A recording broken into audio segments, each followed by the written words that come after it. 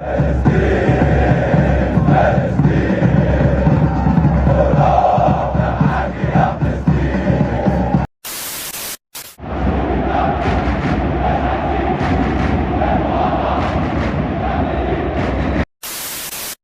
خطى إدارة النادي الأهلي، إدارة الزمالك بتتعاقد مع شركة كوكا كولا وكأنها عدوى للخنازير الذين لا يراعوا حرمة الدماء التي تسيل يوميا.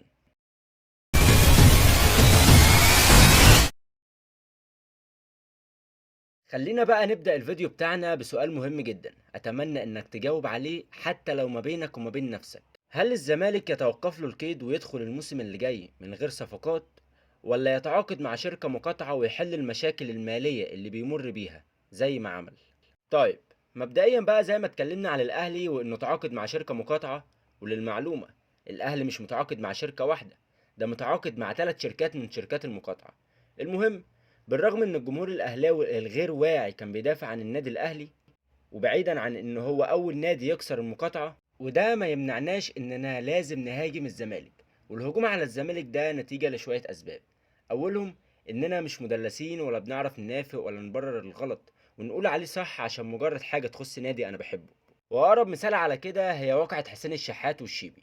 الشيبي اتضرب بالقلم وتسبله الدين قدام مصر كلها، وجماهير الاهلي طلعت بتغلط الشيبي وبتقول له انت اللي استفزيت الشحات. وحاجه انا متاكد منها مليون في الميه، ان لو موقف الشيبي كان من عند لاعب من عندنا، مثلا يعني نحط شلبي، لو كان شلبي هو اللي ضرب الشيبي وسبله الدين، ما كانش هيبقى فيه ذره تعاطف معاه. وده مش لاننا بنكره شلبي ولا حاجه، لا بالعكس، ده لانه غلط. ودي حاجه انا بحبها جدا في تشجيعي للزمالك.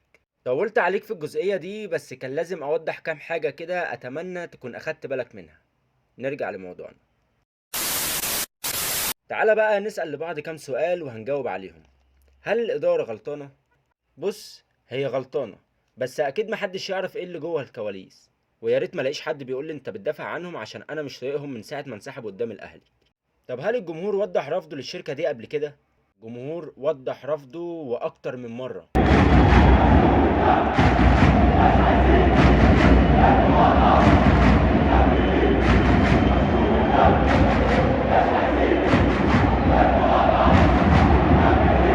طب الشركة دي احنا اتعاقدنا معاها امتى وازاي وفين؟ احنا منعرفش اي حاجة عن الموضوع ده. احنا فجأة لقينا الزمالك بيلبس تيشيرت محطوط عليه شعار كوكاكولا في ماتش بيراميدز. بص يا صديقي، خلينا افاجئك بقى واقولك ان العقد ده مش جديد او لسه معمول. التعاقد ده معمول من شهور كتير فاتت، وشركة كوكاكولا كانت عايزة تحط الشعار بتاعها على تيشيرت الزمالك في مباراة نهضة البركان في نهائي الكونفدرالية هنا في القاهرة، ولكن الإدارة رفضت. والزمالك كان عايز يحط الشعار على التيشيرت من 5 مباريات فاتت، ولكن بقى انت عارف الجماهير كانت غاضبة على الإدارة ازاي بسبب الانسحاب برضو أمام الأهلي. فبصراحة كده يعني تقدر تقول ان الإدارة خافت ان الجماهير تغضب أكتر عليها، لدرجة ان كان في اتجاه في إدارة الزمالك وخصوصا من حسين لبيب وأحمد سليمان انهم يفسخوا التعاقد مع الشركة دي، ولكن رجعوا في قرارهم بسبب أزمة القيد وخالد بوطيب.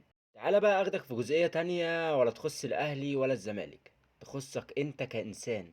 من كام شهر عادل القيعي طلع في مؤتمر صحفي ممثل فيه الاهلي، وقال للجمهور اشتروا منتجات رعاة الاهلي الجديد اللي هم كلهم مقاطعة تقريبا.